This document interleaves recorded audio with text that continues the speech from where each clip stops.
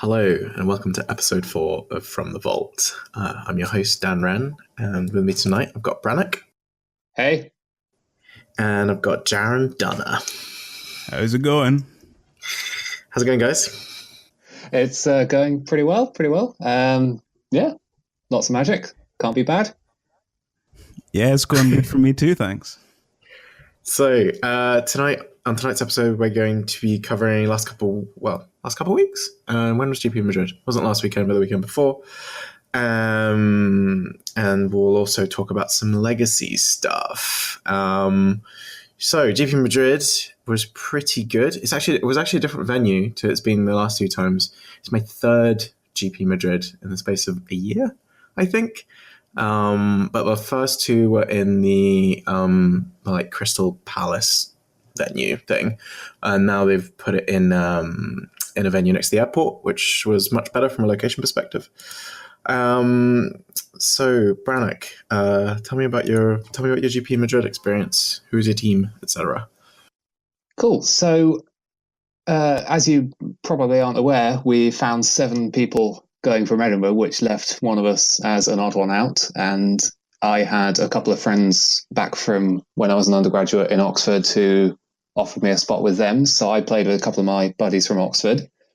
A guy called Tom, who is an actor by day, and he will play a mono red deck in any format if we let him. So we put him in standard, where mono red's the best positioned at the moment. And then a chap called Min, who will play shiny things in Legacy. And it's a very good thing that Doomsday hadn't been reprinted, because he was threatening us with a fully foiled as fully foiled as possible copy of Doomsday. A fully foiled Doomsday deck. He's very close. He's like, is that like with the invocations and all? Yeah, he's just I think he prefers the new foil Doomsday, which is how he claimed he was being restrained. And that left me playing Modern, which was our original plan, having just gone to a Modern Pro Tour, even though I was somewhat down on Modern for a bit. But they unbanned Jason Bloodbraid Elf, and that got me right back in. Yeah, no, we're definitely going to cover that this week, because obviously this is it's our first few events after the unbanning. And yeah, you ended up on Jund then. Yep, I didn't expect to be. I was fully on the let's try Jace as much as possible plan. I wrote an article which is on the Murphy's Vault WordPress about my testing for the event, and I went 3 weeks trying to play various different Jace decks. I tried Blue Moon decks, Grixis decks. That was mostly it. I even went back to my old faithful of Elves very briefly, and then I wasn't really finding anything I was particularly happy with. And this is when the Magic Online Championships happened, and basically half the field, nearly half the field was on Jund. And I thought, if you can't beat them, join them. And thanks very much to Dan, who decided to play Legacy, and meant he had a spare copy of the Jund deck for me to borrow. And I've got to say, it was amazing. It was everything I was looking for in a deck.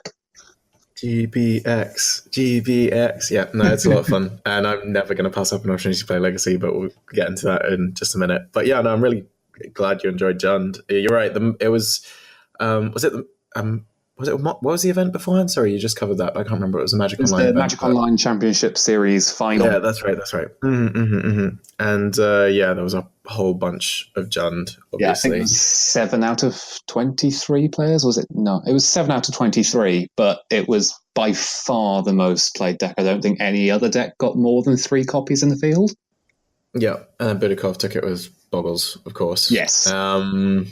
But yeah, no, Jund's obviously was super well positioned going into the tournament, and we saw a whole bunch of Jund at every table, most tables anyway.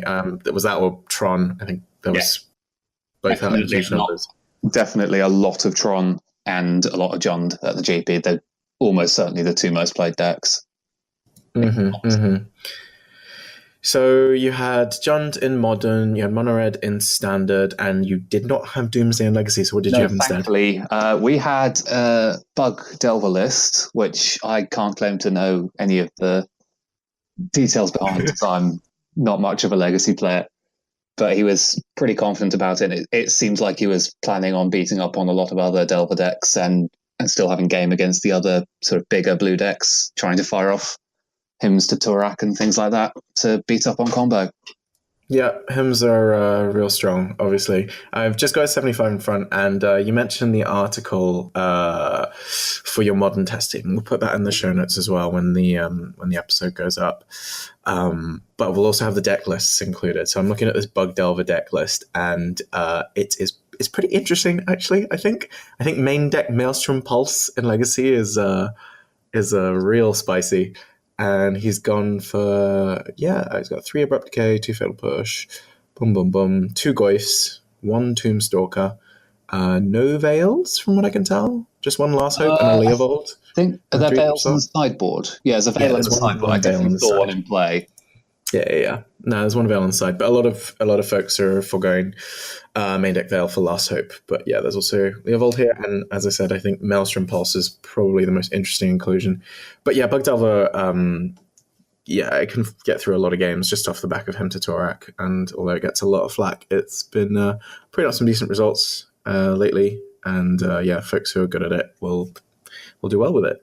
That's the decks that we had. That's the lineup. So tell us about the tournament. So we started off with a loss. I played pretty badly against Tron, which wasn't great. The interesting point was I had an Inquisition of Kozilek on the first turn on the play, and I literally took the worst card I could have possibly taken, which was an Ancient Stirrings out of Ancient Stirrings and a Chromatic Sphere and a Sylvan Scrying and some colorless lands. So my Inquisition could have either cut him off colored mana or cut him off a Tron piece, whereas Ancient Stirrings was a bit of nothing, really. Right, it's like often the right take, but in that particular hand, exactly. It wasn't the right one. Exactly. And he got turn 3 Tron. Okay. Yeah, that happens. Got punished. But then I went on a pretty hot win streak. I then won my next 6 rounds 2-0 and then finished off with a really enjoyable Jund Mirror. So I actually went 7-1 on the day.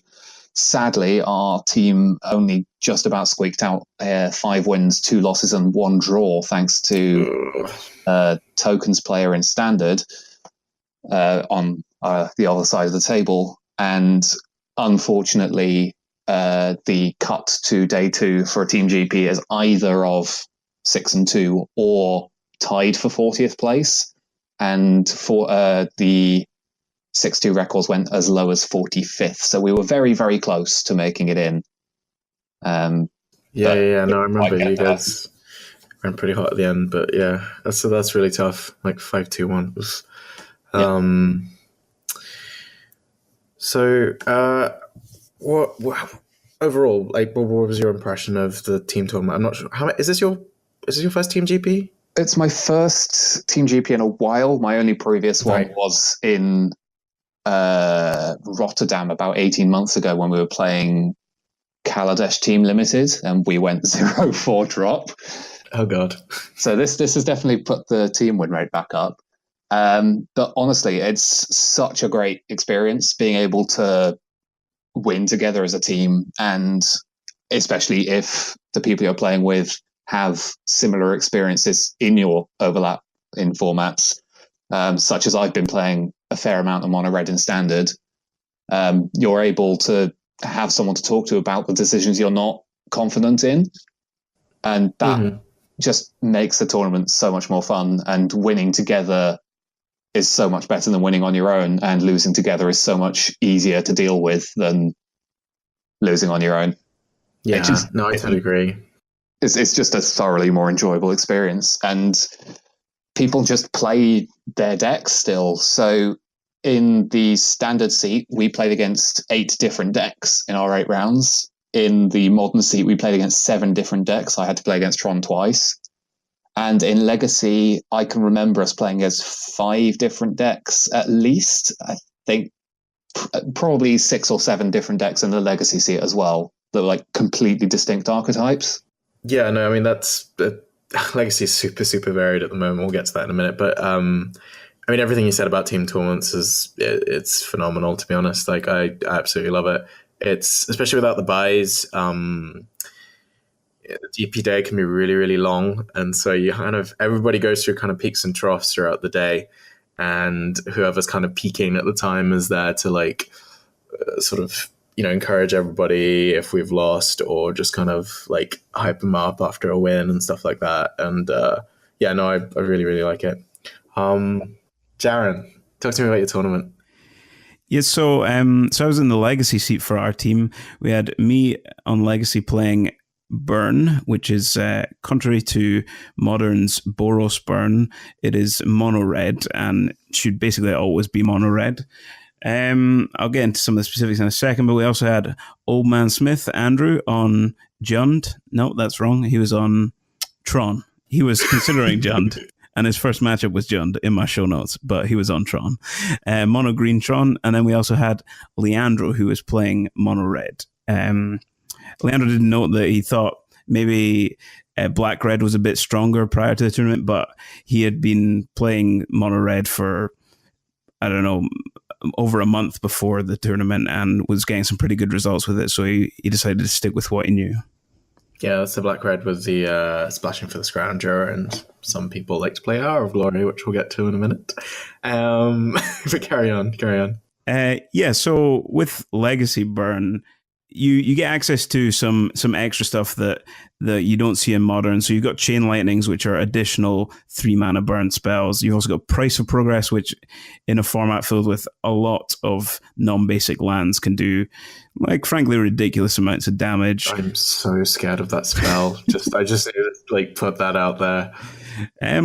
Well, I don't know. I've actually seen it in the sideboard of your deck. Not that I'm going to spoil what you're playing yet, but but yeah, which seems pretty ridiculous in a deck with no basic lands at all. But yeah, Price of Progress is really strong, and then you've also got Fire Blast, which is 6 mana, pretty overcosted for Legacy. 4 damage to target creature or player, but then you can also pay its alternative casting cost of sacrificing 2 mountains. So basically free 4 damage, which is probably too strong for Modern. And then like my list is slightly different to sort of the typical Burn list, because I like to play a bit more of a controlling game with Legacy Burn. So instead of Lava Spike, I was playing 4 copies of Seal of Fire, which is... Ooh, love that card. Yeah, man. I mean, I think it's the most underplayed card in Legacy. It's specifically in Burn, because I'm not sure it should see much play outside of that. Though you also had a Seal of Fire, right? Yep, we'll get to it in a minute. But yeah, talk to me more about too strong. So like round 1, we were sat down, ready to play, and my opponent is moaning about Burn already. I haven't even shown him the deck yet, and he's complaining about all the newbies are going to be here with their Burn decks. There's going to be so many people on Burn, and he's going to have to play against this deck, which is a really bad matchup for him. And I'm on the play, and I play Mountain Goblin Guide, and he sort of cringes and laughs, and it's fine. And the card he reveals is Chalice of the Void.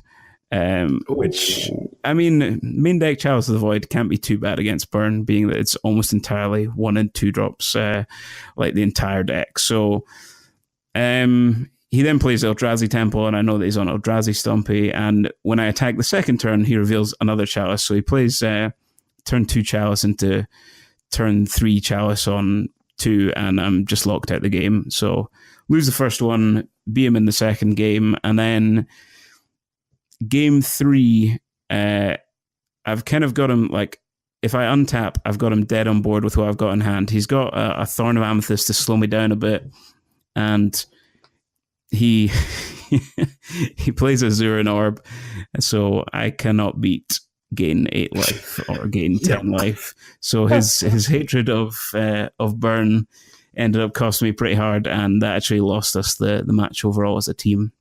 We had Andrew beating Jund and Leandro losing to the Mirror. So we lost the first one, not a great start. Just want to point out that Zuranorb is pretty non-standard, and that this guy is just like absolutely not wanting to lose to Burn at all. Yeah, I mean, it's fair enough if you think that Burn's going to be a huge part of the metagame, and I was expecting it to be a slightly bigger part than usual because of the nature of the team tournament. I thought maybe if there's people like teams that are just needing a legacy player, that they would be like, oh, well, I can get together Burn because it's really cheap and it's like a linear game plan. Though I actually never faced Burn once. And yeah, Zuranorb is just way too narrow for the sideboard, especially when you actually have quite a favorable matchup against Burn main deck. So yeah, like moving on to round two. Round two is a weird one because I was pretty sure my opponent was on Miracles in game one until they showed me an what's it called? Help me out, Dan. I moaned to you about this for ages and I can't remember what Wait. of Verdant Catacombs. Yeah, so this is the green black fetch land in their blue white base deck, and needless to say, I was so confused. I thought they may have been playing Bant Stoneblade, but it certainly seemed like Miracles, and I just sideboarded for that, and I sort of crushed them in game two as well. I'm not entirely sure what was going on with their mana base, but it was pretty, let's just say, unusual. And we won that round overall pretty quickly. So we're back to 1-1 on track to maybe getting a day two after our rocky start. Round three, we play against another Scottish team. Which, God, yeah, of course. I forgot that this happened.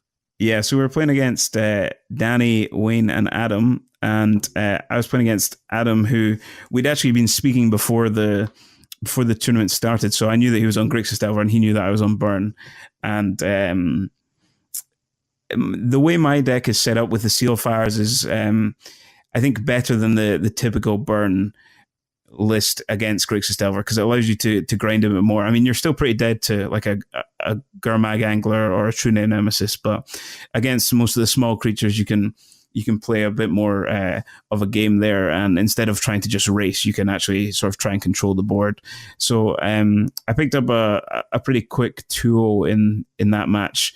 However, Andrew lost the mirror against Wayne, and Leandro was beaten by Sultai. So we'd taken our second loss by round three, which is not really where we wanted to be.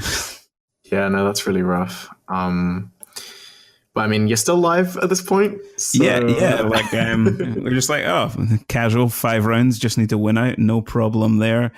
And there was a point a couple rounds later where Andrew was like, oh, we've only got one more round to go, and I was like, no, we've still got 3 more rounds to go. But I mean, counting's hard, guys. Is it because he was thinking he had buys, perhaps? I don't know what he was thinking. He just sort of miscalculated and thought we were a lot closer to the end of the tournament than we were. Oh dear. So.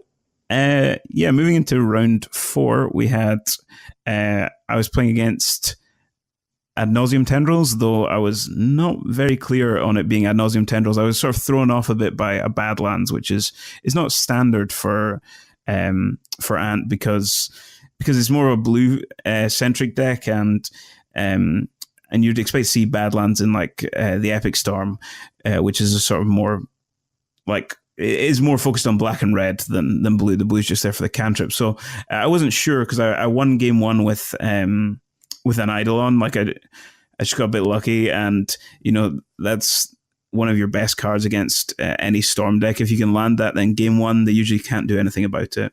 Which is good because my understanding is that you're not very favored because they're just faster than you, and if you don't get an Eidolon draw, you're probably dead. But I'm wrong. Well, that's generally true of Tez because Tez is a fast deck. It's usually a turn 1 or 2 deck, whereas Ant tends to be a lot slower. And the way their deck is set up, they can often kill you on turn 1, but they won't keep hands based on that because, or they won't always do it because if their hand just loses to a Force of Will, then they're in a really bad shape. So they have quite a lot of discard, and they'll quite often play a bit of a slower game. So I actually think that Burn's matchup is slightly favorable against Ad Nauseam Tendrils, and like slightly unfavorable, if not a bit more unfavorable than that against Tez, because it's just often too fast. And it turned out it was against Ant, and my opponent was able to fight through an Eidolon in game 2, and they managed to actually sort of do like a mini tendrils where they just didn't have enough stuff to kill me outright. They managed to put me to 4 and gain a bunch of life, so they didn't die immediately, but they ended up not quite getting there, so I was able to put the nail in the coffin in the game 2. So won that one, and then Andrew was playing against Byrne, which was a pretty close match, but he managed to get that, and then Leandro didn't finish his match because we were 2-0 up there. So we're keeping the dream alive at 2-2. Round 5, I was playing against Czech Pile, which is generally quite a favourable matchup, but I lost the first one just because the opponent cast him to Turak into him to Turak game 1, and that's like one of the best ways to beat Byrne, because when you have no cards in hand, it's pretty hard to win games. Yeah, double him, I'll get you. Him, untap him you? Like, yeah, that's absolutely devastating. I don't think it really matters what you're playing. And I think the first time they cast him to Turak, I had 4 cards in hand, 2 lands and 2 spells, and they took both my spells. So it's pretty unfortunate game 1. I mean, the reason you're quite favored is because it's just the deck doesn't apply much pressure, so you have a lot of time to draw your spells, and Burn is hugely redundant. So you just point like a lot of the spells at their face, and it's usually enough to go there. So I was able to win the post-board games. It was quite a grindy match. Ended up going quite long, but won that one, and then the other guys both won theirs as well. I think someone ended up playing out their match afterwards just for fun, and we got the 3-0 in that. Not that it actually matters, but we're still keeping that dream alive. 3-2. This is where Andrew thinks we've got one more match, but we've actually got 3. So round 6. I'm playing against Bug Delver, and Bug Delver is probably the worst of the Delvers as far as like the burn matchup goes. Yeah, you can't beat Goyf, right? And him is good. Goyf is pretty tough, and also my opponent is playing Tombstalkers, which is again just really difficult to beat. The hymn's pretty good. We played this crazy game in game 1, which went, I don't know, about 35 minutes or something, because my opponent like started with this quite aggressive start of Delver into Deathrite, and my hand was not set up to race. So like that's one of the nuances of playing Burn, is that you need to kind of figure out if you can race your opponent with what they're doing, or if you need to kill their stuff to slow them down to outgrind them. And my hand was not set up to race, so I ended up having to kill a bunch of his stuff, which puts me in like top deck mode. The opponent plays 2 Liliana the Last Hopes, getting back like 3 different creatures, and it just turns into this super grind fest where I've killed way too many of his creatures. He has a Sylvan Library active for, I don't know, almost 10 turns maybe, and just can't find anything that will stick. Like a Goy for a Tombstalk would be game over. And I managed to get there eventually, get some of my creatures down, make them stick, and grind out the first game. And game 2 was pretty close. It ended up coming down to like a top deck where he had a Leovold in play, and I had to do 2 burn spells to him, and if he drew a blue card to pitch to his Force of Will, I remember this. Yeah. Cool. Then he would be able to counter one of my burn spells. So like I had him with the first burn spell, and he draws his card, and then lets it resolve, and then and that was actually a Rift Bolt, so it was in my upkeep. So I draw my card for the turn, and I get the burn spell that I needed to win this game. So I play it, and he draws his card, and he found the Force of Will. So just missed out on that one. Oh. It would have been really sweet, especially after like the crazy first game to have won that one 2-0. We go to a third game, and unfortunately, both of my teammates lost in their games. They both lost the 1-2, so it was pretty close for them as well, because it was right up to the wire. Like we were almost at time, and then they ended up losing their one. So we were out, but we had such a good match that we decided to play it out anyway for fun, and I lost that one as well. That was turning into a bit of a grind fest, though. We were playing really fast because we'd gone past time. It didn't matter about turns because we were already finished and everything, and But yeah, it was like a pretty crazy match. It was a lot of fun, though. Sounds like a fun tournament, though. So that was us dead at 3-3. Oh yeah, you got a couple more. Yeah. Mm-hmm. So I guess Andrew was right. We did only end up having one more round, but we decided to play the last two for fun and for points. I think Andrew's very close to his 2 buys, so he was wanting to get those Planeswalker points. And round 7 and 8, I played against my worst matchup, basically, in the whole of Legacy, which is Sneak and Show.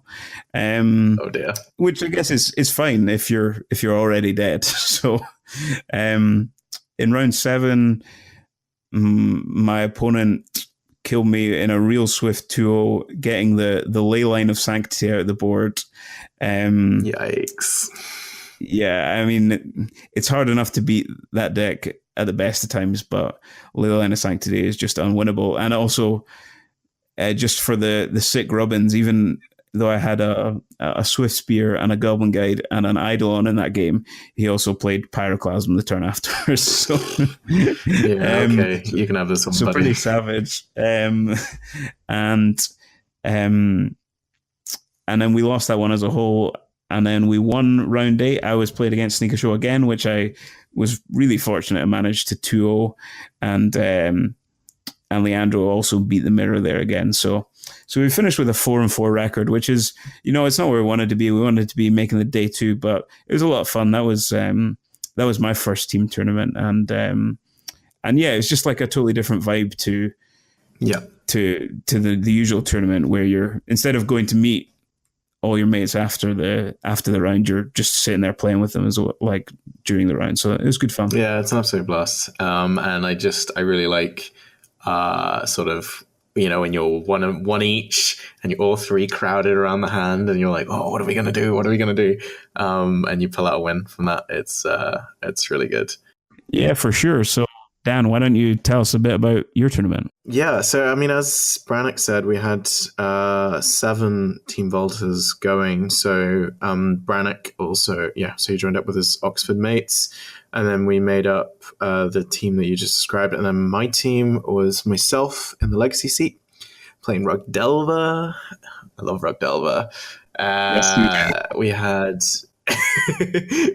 Riley in the middle seat, playing Modern.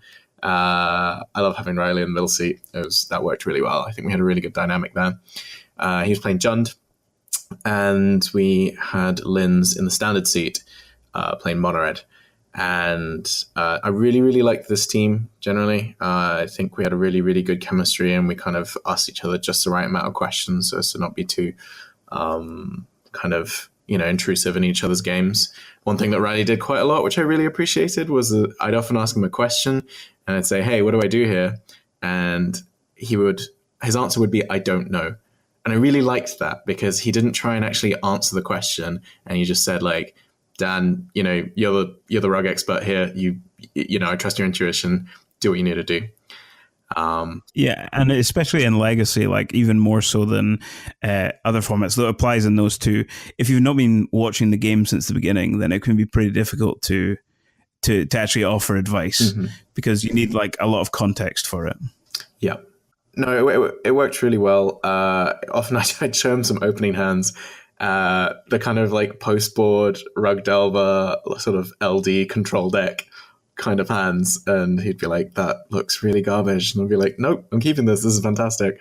But anyway, the team dynamic was fantastic. Linz really felt like, the thing about it is that the standard player feels like they're on the other side of the world because they're just so far away, so you kind of just look over, but when you're shuffling and sideboarding, and I'd see like a Hazaret tapped and attacking in play, and I was like, all right, good.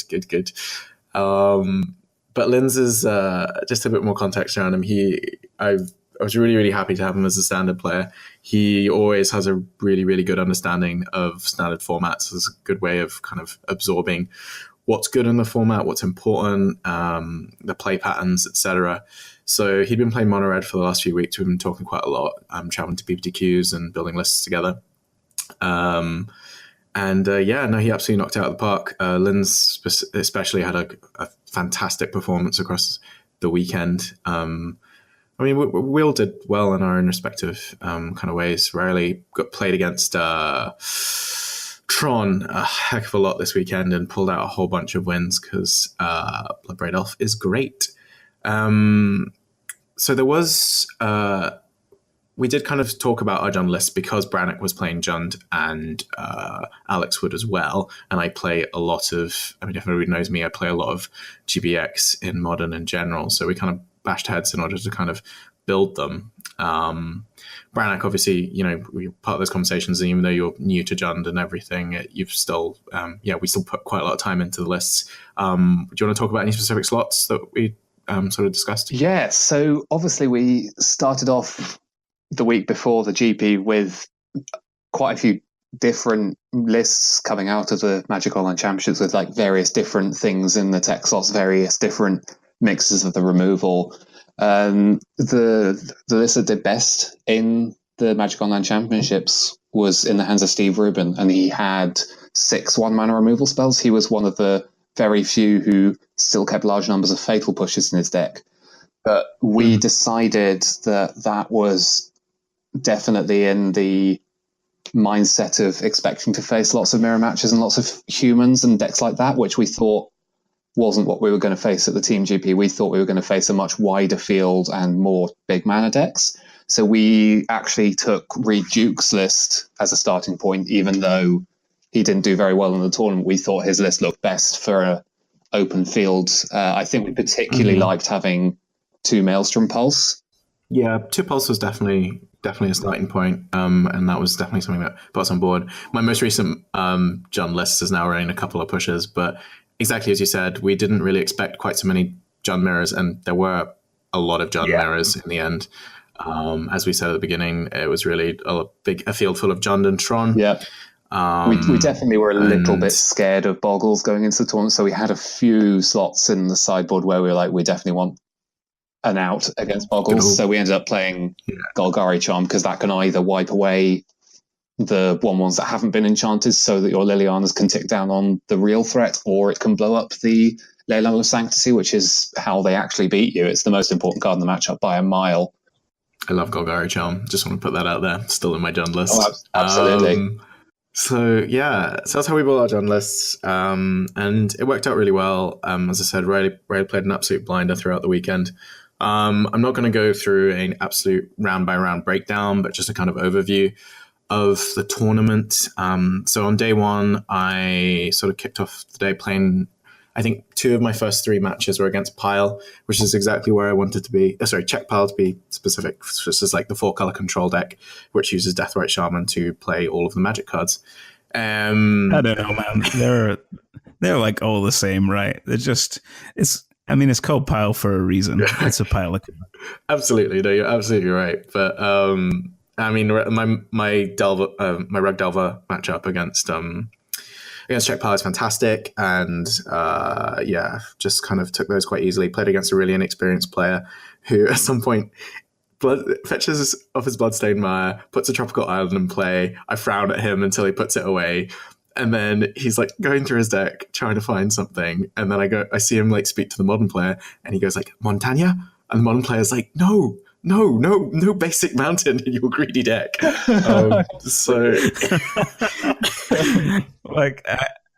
That deck does not seem like a great choice for if you're getting someone that's new to Legacy to take that seat. And Check Pile is just like a pretty complicated deck, specifically because of the mana base is pretty stretched. Check Pile is one of the few decks I do sort of know a little bit about, because one of my other buddies from Oxford was a super early adopter with the deck, and he was just winning everything at first before people really got used to the deck.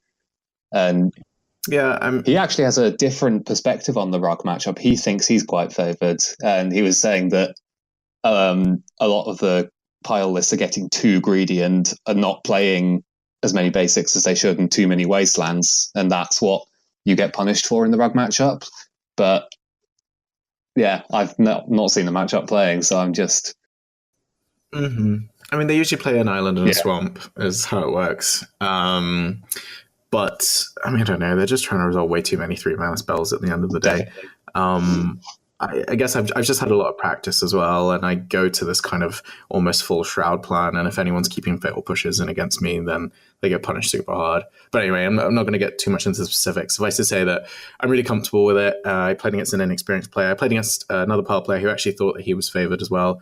But yeah, the match said otherwise. Outside of that, we played against some Axiom Now guys, which was a really, really great match, actually. There was it was Raul, Dom, and Steve. I played against Steve, who was playing Sneak and Show, who doesn't play a whole lot of Legacy, but was having a lot of fun playing Sneak and Show. We had some really, really good games. We got a hard-fought win. I think we lost in the middle. Did we lose in the middle? No, I'm not sure. We played against John anyway. Riley was always playing against Urza's Tower, pretty much. I can't remember exactly the specifics, but we took Legacy and one of the other two. Aside of that, sorry to interrupt you, Dan, but I'm pretty sure I know who you're talking about, Steve, because I played against him at Milton Keynes. If I can just interject with the story, it's a pretty ridiculous one, which I was meaning to write up a tournament report, but that got waylaid. So this was for an Axion event a wee while back, and I was not playing Burn at that event. I was playing Reanimator Depths, which is a deck that tries to either reanimate a Grizzlebrand or put a 2020 Marit Lage into play, like on turn 1 or 2 usually, but slightly different to Black-Red Reanimator, which is the most common one. But this entire match took place over about 5 turns because Steve was on the play in game 1, and so he had this look, right, of like, oh, I don't know if this is good or not. And the only reason for that is if you're worried about counterspells. So he sort of hesitantly plays a Lotus Petal, and for dramatic effect, I pause for a second and go, yeah. And then he goes for City of Traitors, Show and Tell, and I'm looking at my hand because I obviously can't counter it. My deck is mono black, and I also have nothing good to put into play off Show and Tell. So I opt not to put anything into play because there's a extremely good chance that he just kills me right here. So he puts in Omniscience and then casts Emrakul, which is, so that's me dead because he's got a cast trigger off Emrakul on turn 1. He has no idea what I'm playing against, what he's playing against, and then I sideboard appropriately for the matchup and put a Sire of Insanity into play on turn 1, which he doesn't have the counter match for. Yep.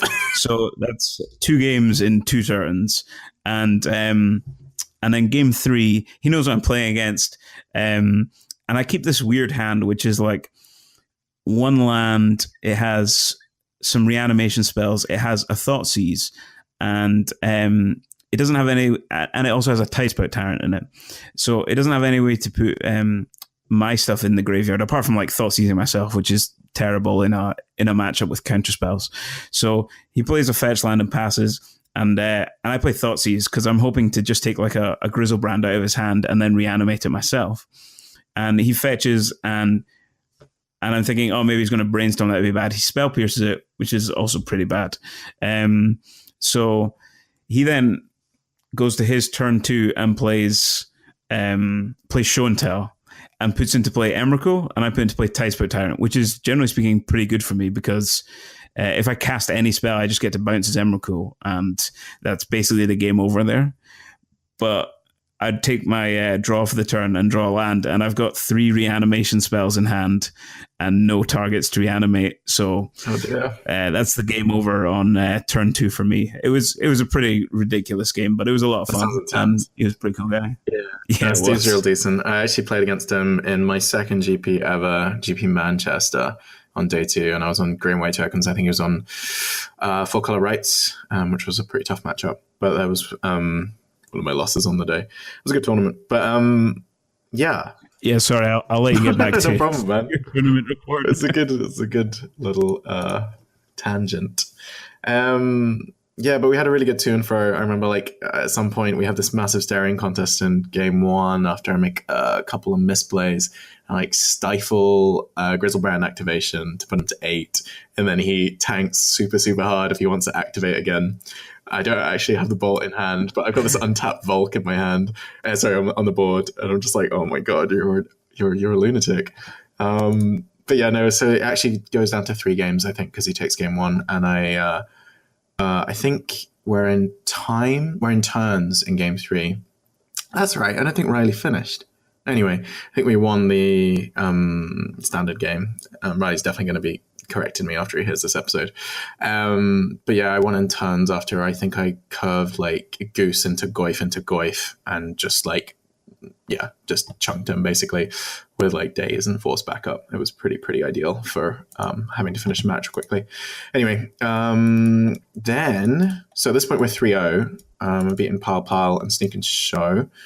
And we get our feature match, which was really cool. We got called up to the feature match area. We were playing against a French team with some really, really strong players. My legacy opponent was playing Grixis Pyromancer. He was a very, very experienced legacy player who does well on the I think he plays on the MKM circuit quite a lot.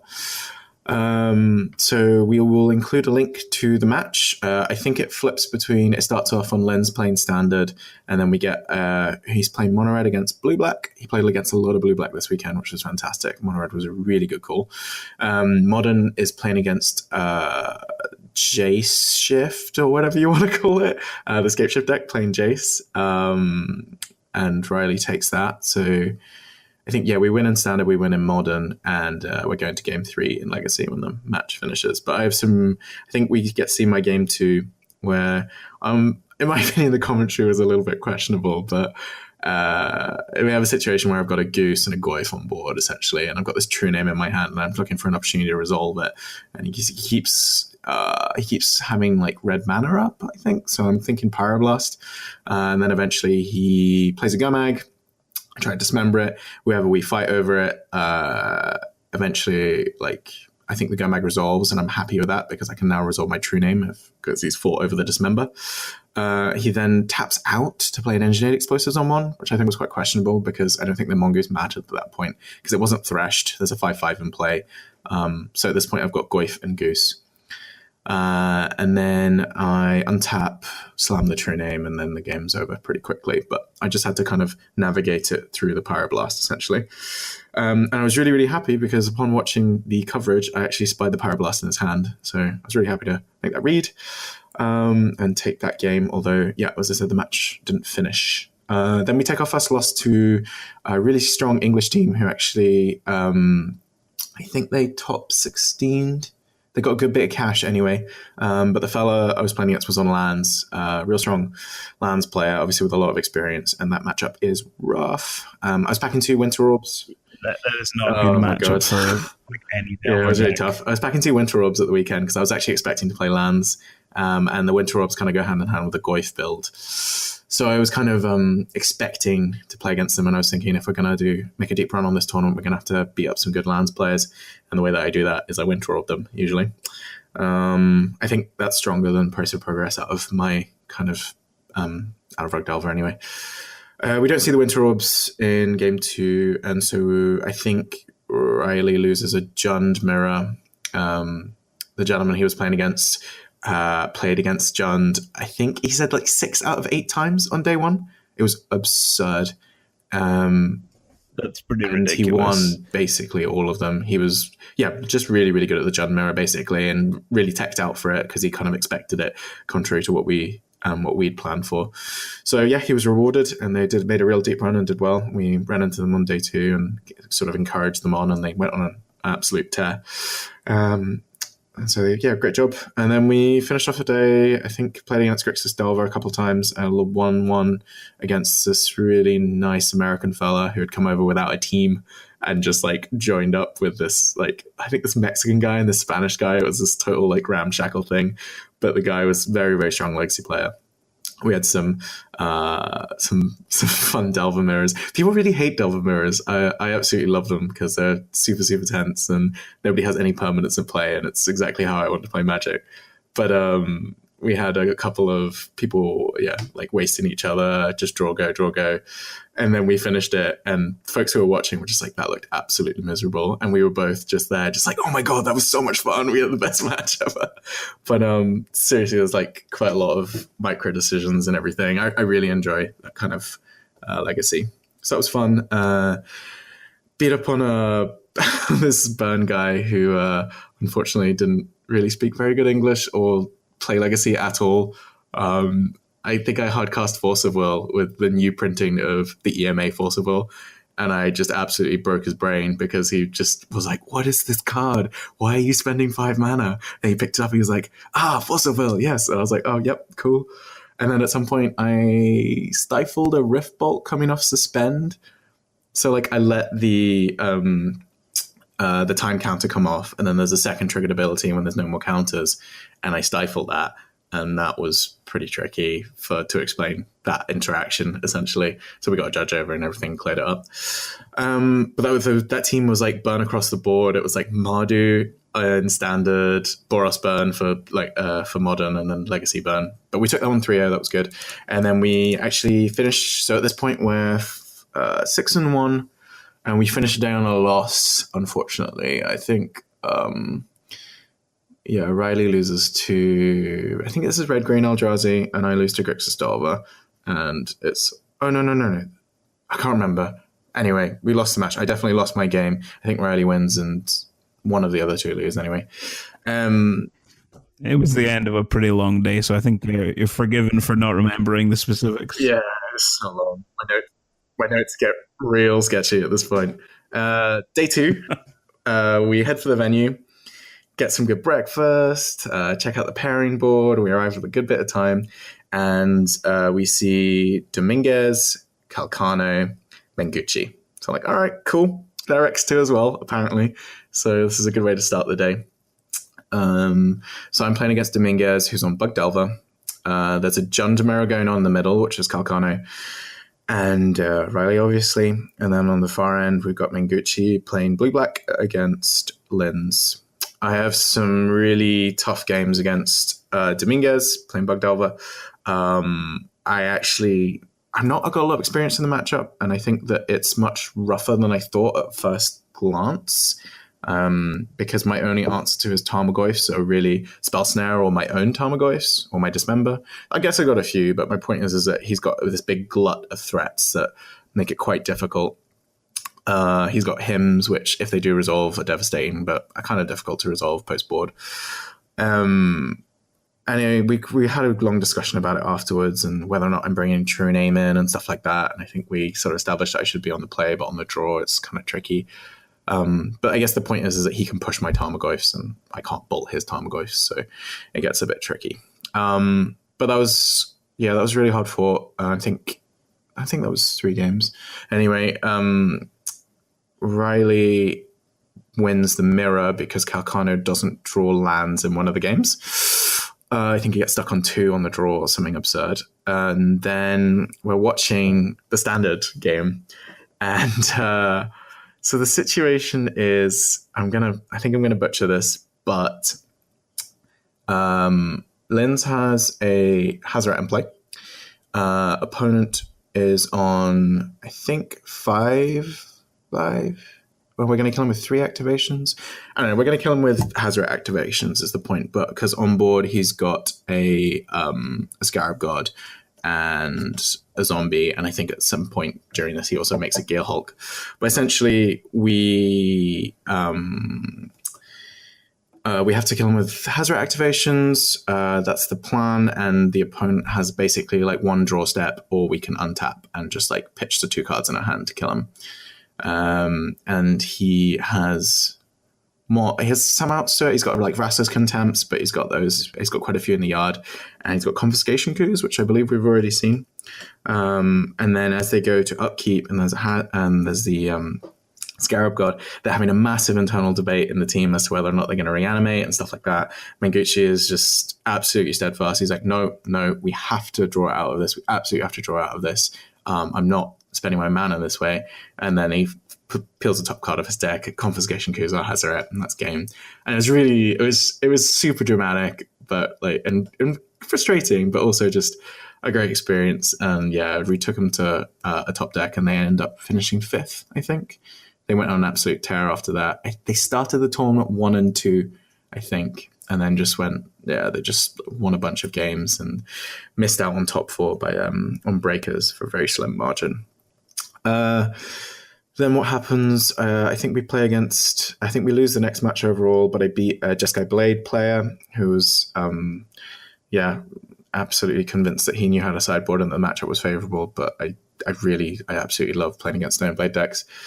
And then we played against the Dundee guys, which was really, really unfortunate. But I played against Gary Campbell, which is always a pleasure. And he was on Grixis Dalva, and we had some pretty mad Dalva mirrors. And Riley beat Tron again. And after that, I think, so we're X2 at this point. We're X3, sorry. Still live for points and that. So yeah, if we just keep winning, I think if we win all our games at this point, we're like very likely to cash. No, we definitely cash. And we get a point at least. And we play against Gertzen, and Laban, I think. So yeah, Simon Gertzen in the middle seat playing Tron. Riley wasn't so lucky this time, and Simon just kind of had it. We did talk about it afterwards, though, and he'd lost a stupendous amount of games to Jund over the weekend. I played against Pyle. It was my 3rd game against Pyle over the weekend. This was a really interesting experience. Laban's like a really experienced legacy player, and he had a real interesting way of approaching the matchup. His whole deck was really quite different. He wasn't playing any Fatal Pushes at all. He was playing 4 Lightning Bolts and Bitter Blossoms and all kinds of interesting tech, basically. And at some point, I've got a Sylvan Library in play, which I've taken a bit of damage of. I think I'm absolutely in control of the game. Things are going my way, and then he bolts me, bolts me, and I'm just thinking, oh my god, where has my life total gone?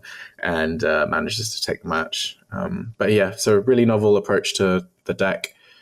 A big reason why I was playing Tarmogoyf on the weekend is a lot of the powerless were moving away from push, but I didn't quite think that somebody would go quite so far as to totally cut it. But made me feel justified about my call for the weekend to play Tarmogoyf over Hooten Mandrills. That's the choice, basically, in modern Rag Delver builds.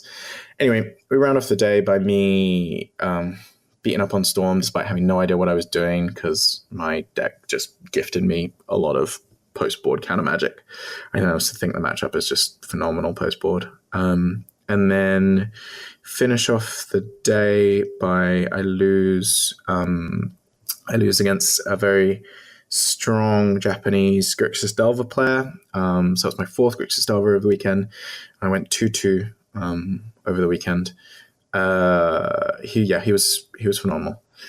And then Riley's in the middle playing against Dredge, which is a horrible matchup for Jund, but somehow pulls it out the bag. And I remember we at some point, it's like game 3 or something, and his dredges are a bit awkward.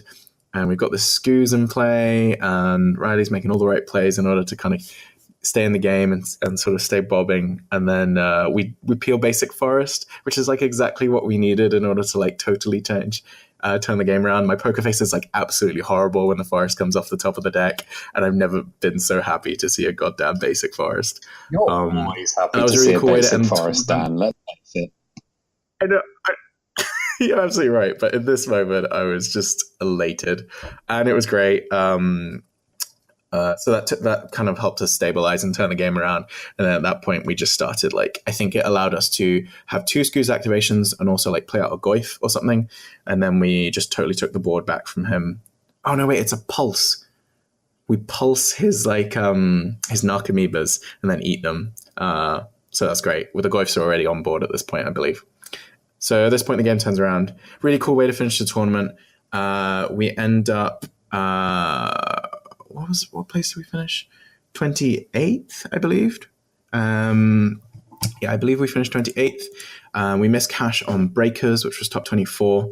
So our breakers were slightly behind. But it was absolutely phenomenal tournament, fantastic experience. Would team with these guys again. That was it, all in all. What did we think of Madrid in general, sort of the venue and everything and the general organization and whatnot? I honestly really enjoyed Madrid. It sort of gave me confidence in holidaying in Spain again after finding Bilbao a bit dull. Food was great. Booze was great. We went to a restaurant on, I think it was Saturday evening. I asked for a whiskey and they gave me like half a tumbler of whiskey for €4 or something. Yeah. And it was like, the free pour is amazing. I love it. Last time we were in Madrid, oh my god, it's so good. And the venue's food was surprisingly good for a conference center. I had several Spanish omelette baguettes over the weekend, which were absolutely top notch. Nice. I mean, food's generally really good in Madrid all the time. As I said, like I've been there 3 times in a year now. Every time we always have a great time. We went out with the Glasgow guys a couple of times. Absolutely phenomenal meals, phenomenal company, thoroughly lovely experience. And we actually stayed on the Sunday night as well because we were leaving on the Monday. So yeah, we just got absolutely trashed, I believe. But it was really good. It was fantastic. As I said, the Glasgow guys are out. Lindsay's girlfriend Laura was there as well. We went out to the same restaurant that we'd been to in November when we went to the last team event with Nathaniel and Holt. Really great restaurant. Wonderful town. Absolutely love it. You mentioned Bilbao, so this is probably a good transition point actually, because our last episode, which was quite a while ago, and we're working to make these a bit more regular, was just before the PT. So do you want to sort of just give us a brief overview? I think actually you've typed up a report. That's right. So I think the best thing to do is probably point the good folks in that direction. Yeah, absolutely. I wrote a reasonably detailed report, again, on the Murphy's Vault WordPress, which is a pretty decent read if I say so myself. And yeah, it was just an absolutely wild experience. And I stayed with one of the Axiom guys, James, and Neil.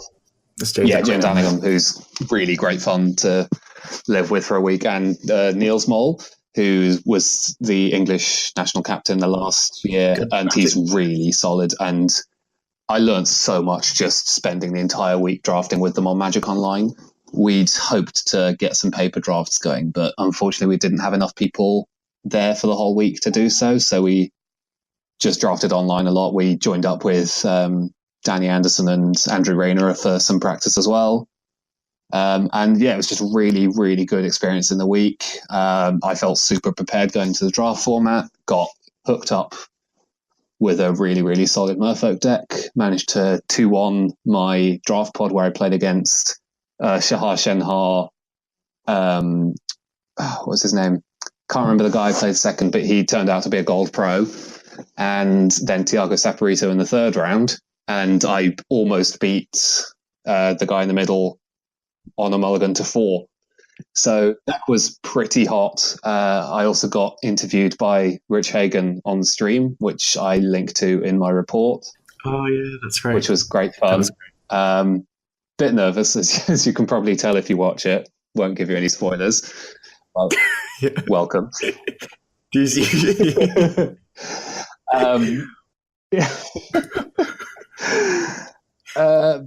yeah, at that point I was feeling really great. I then rattle off a win against Dredge, drawing none of my good cards. I don't draw Team and Battle Rage, but still managed to pull it out. I'm feeling great, and then the wheels kind of fall off a bit. I run into bad matchups for the rest of the day, having been playing Grixis Death Shadow like I did at the regional Pro Tour qualifier. And I stand by the deck. I think it was a really solid choice for the weekend. People who play the deck tended to do very well or very poorly. We saw, I think it was Matt Severa go 8-2, for example, and LSV go 0-5 with the deck. So it seemed to be you ran hot or you ran really cold deck for that weekend, but that's fine. So I ended up finishing 3-5, missing the cut today too, but had a really, really great time. And I would really like to get back to the Pro Tour because it was such a great experience. Yeah, boy. No, honestly, we're all watching, cheering you on and everything, and the interview was fantastic. But yeah, it was tough for you, obviously, with the matchups and everything. But you'll get back there, and yeah, you should be proud. So yeah, guys, we'll put a link in the show notes, but please, go check out Branoc's article on the Murphy's Vault website. It's it's a real good piece. Thoroughly recommended read. Outside of that, we also had just while we're on the topic of legacy, because I love to talk about legacy, and there's a whole bunch of stuff going on at the moment. We just had a legacy event at West End Games. Check those guys out. West End of Glasgow. Last weekend, and we've got Geek Retreat coming up. So Jaren was actually playing West End Games last weekend. Unfortunately, I couldn't make it, which was gutting. But tell us about your tournament, Jaren. Yeah, so we actually had 9 of us through for the West End Games tournament. And it was 28 people total, and it was a Win-A-Duel, or in this instance, it was Win-A-Duels, which was fine because they couldn't get their hands on any blue jewels for the event. So it was playing for choice of 2 from Savannah, Scrubland, and Taiga. So I was just basically running back the deck that I played in Madrid. I wasn't actually sure what I was going to play, and I sat down against Tim for round 1, and we both knew what we were kind of going to play, but also that there was a possibility that we were going to play something else. So there was this kind of weird standoff because he had AK-47, which was a deck that I did not know about until he showed me. It's sort of a blue-red control deck that draws a lot of cards. And then he also had Tez, and I had Burn, and I had Reanimator Depth. So I decided to play Burn. He was playing AK-47. It was a good matchup for me. Won the first one. Played against Elves in the second round, which is sort of a 50-50 matchup, but I managed to win that one also. And then in the third round, played a very tight match against Rug Delver. That was Ray that was playing Rug Delver, and that was a good one. Managed to win that as well, which set me up for the double draw into the top 8, which was pretty sweet. So double drew into the top 8. There was some weird breaker stuff going on, so we were originally going to maybe play the last round, but then it ended up just being a lot safer to draw in the 5th round. I was really happy with the top 8 because we had 2 Grixis Delver. We had Leandro, who was playing Reanimator Depths. That was like the only really bad matchup in the top 8 for me. We had Death and Taxes and Goblins, which are I've never played against Goblins, but I imagine it to be similar to Death and Taxes. It's sort of like a creature deck, which I'm pretty well set up against. Yeah, with no Thalia. That's the big difference, right? Yeah, Thalia can certainly be a problem, especially if you're sort of stuck on lands. And then there was Infect, and you also had Steph was playing Elf. She was in the top 8 also. So the only person I did not want to see across the table from me was Leandro on Reanimator. And I played against Infect in the quarterfinals, which I had position and was on the play, but I lost game 1, but managed to eke out in games 2 and 3. And then played against Adam, who had played against in Madrid.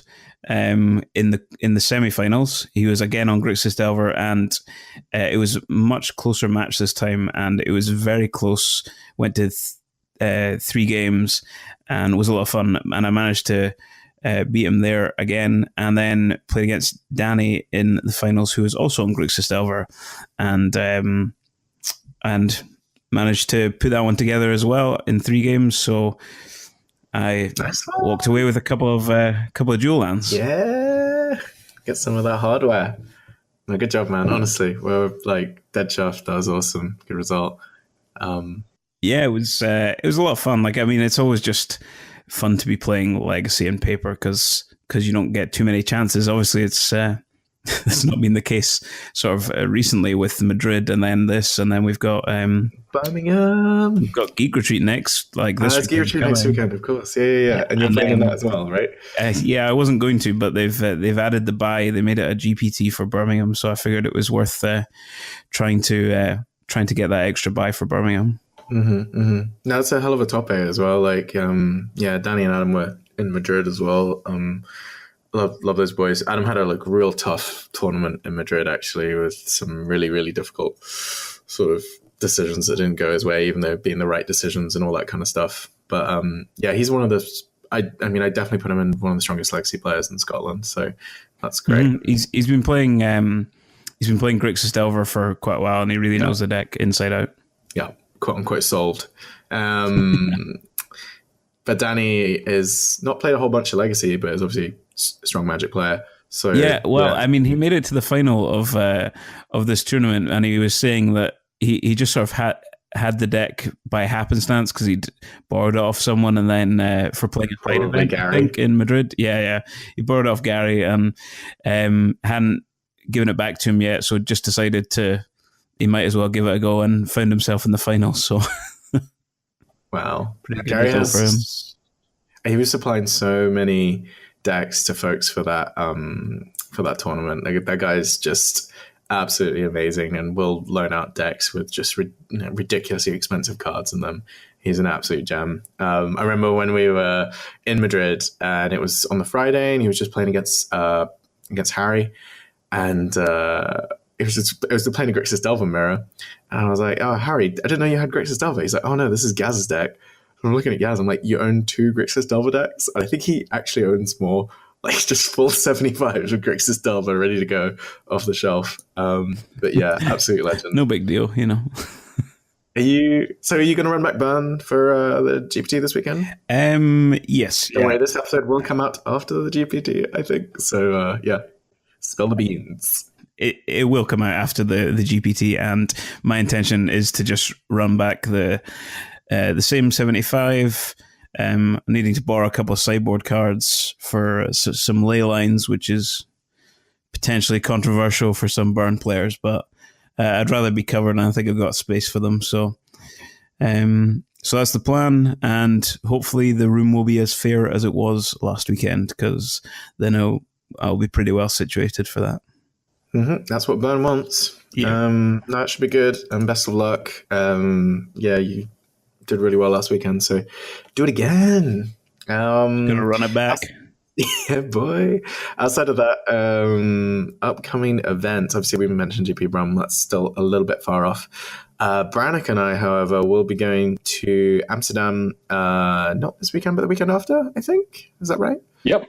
Wow. Well, I'm definitely not going to Amsterdam on Friday, so okay, cool. Let's hope it's next weekend. I'm glad we cleared that up. So I'll be teaming with. So again, we've gone with a weird number again. We've got 4 team alters. So once again, you've called upon your Oxford fellas to team with again. Is that right? Yep, exactly. Same guys as last time, and they are much better at limited than I am, which is fantastic. Excellent. So I've got Riley, and we've got Andrew as well, or Man Smith. We're putting Riley in the middle seat, and I'm really excited for this tournament. I really like this format. It's Rivals of Ixalan sealed. I'm still not. I think I've taken a bit of a hiatus off it. I was playing a hell of a lot when it first came out, and I've been off it for a little bit. So I'm excited to get back into it because I think the format's great. Yeah, I've done a very similar thing where I drafted a ton leading up to the Pro Tour and have sort of eased myself back in over the past week or so. Yeah. Just to get myself back on track because of us not ending up doing a lot of paper drafts at the Pro Tour, I came back to Edinburgh with what turned out to be exactly 4 team sealed pools worth of packs.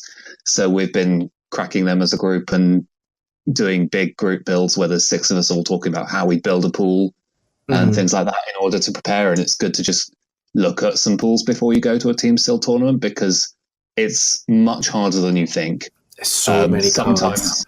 Sometimes it's not obvious. So, and you also want to have some sort of idea of which player is going to play which sort of deck. So, for example, in my team, like I mentioned earlier, Tom will play a mono red deck, and this sort of extends to limited where we can rely on him to play the most aggressive deck in our pool really, really well, even if it's a bit clunky. Min will play anything. He plays a lot of oddball decks. He's been playing a lot of red-white control in the draft leagues and doing quite well with it, for example. You mean chicken control, right? I mean, yeah, he was on chicken control. We're obviously referring to Suncrested Pterodon there. But yeah, that's your Larson. yeah, he was onto it basically week one of the format. So they're like really good limited minds. And then I will often end up playing in this format the dumb green dinosaur decks or the merfolk decks, but that's absolutely fine by me. I like big trampling creatures in limited. Absolutely. So yeah, really excited for that tournament. We're gonna be, I think it's a quick in and out. I think I'm there Friday night, out on Sunday night. But yeah, it should be good. Really looking forward to it. Amsterdam's fantastic. So hopefully try and get some time. It's gonna be tricky with a quick in and out, but find some time to see the city and everything. Yeah, make most of Saturday night. Yeah, well, depends how we do on the Saturday day, right? With that, I think this is probably a good time to conclude. That's all the events that we've got coming up, and the episode's getting a bit long in the tooth, and I'm trying to kind of reel that in a bit. So, guys, please visit the Murphy's Vault website. We've got murphysvault.com. I think the WordPress is murphysvaultccgs.wordpress.com. Yep, that's cool. We're trying to get that sort of integrated into the .com website, but that's where the articles are. As I said, we'll link to them in the show notes, so check those out. And outside of that, we should do Twitter handles, shouldn't we? So my Twitter handle is Danzeru, which is DANZERU. Talk about a lot of Magic stuff, but also talk about American football, hip hop, bit of booze, all kinds of stuff. But yeah, there's some Magic stuff in there, so check it out.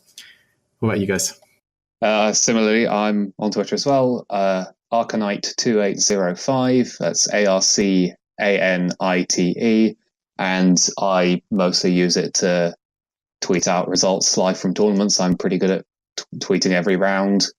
And sometimes I post sweet decks. So, for example, I posted the pictures of our decks from the weekend in Madrid. So, yeah. Yeah, I'm just on it right now. That looks really cool. Your Twitter is just so much more consistent than mine. Mine's just all over the shop.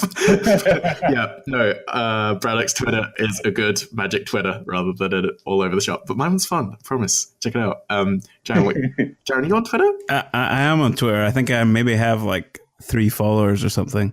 Let's get those up. Yeah. Well, I mean, if you want to follow me, then it's Yasui. I'm not going to spell it. I'll just put it in the show notes. Yeah, it's in the show notes. And I am not posting too much at the moment, but I'm working on some legacy content that will be coming out in the near future. Some for Murphy's Vault and some for my own channel that I'm setting up, which will be all about Burton. So if you're interested in that, then give me a follow, and we'll be sending out some links at some point in the near future. You like Bolts, kid? That sounds awesome. You got your music on there and everything. Yeah, I'm just on it right now. You did just start tweeting basically last month though, so you're forgiven. That's true. Yeah, give Jaren some follows, folks. So thanks very, very much for listening. I really appreciate it. As I said, we're going to try and get these recorded more regularly. So we'll try and get an Amsterdam report out, as well as Jaren's legacy ventures. And keep an eye on Murphy's Vault for more content and bits and bobs. Thank you so much for joining us, guys. Have a good one. Bye-bye.